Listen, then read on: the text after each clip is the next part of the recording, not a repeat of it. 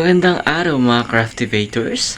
I am your Kuya V and welcome to Craftivated, where simple papers turn into amazing creations.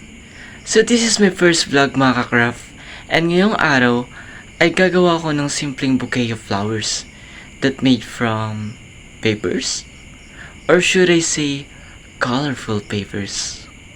And this bouquet of flowers mga ka-craft ay bibigay ko sa 18th birthday ng pamangkin ko, kung kaya't excited na talaga ako. So ano pang hinihintay natin? Let's craft na!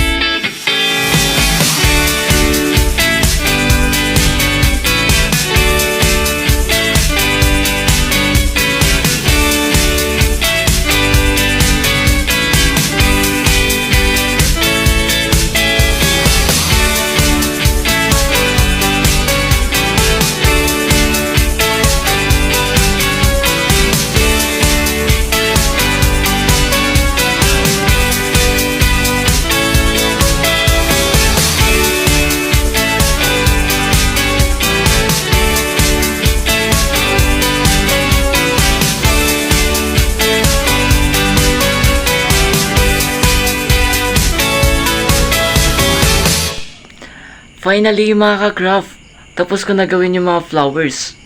So, that's all for now.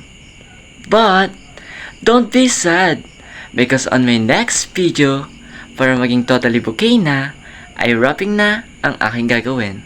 So don't miss out the part 2 of making a bouquet of flowers para sa 18th birthday na pamangkin ko.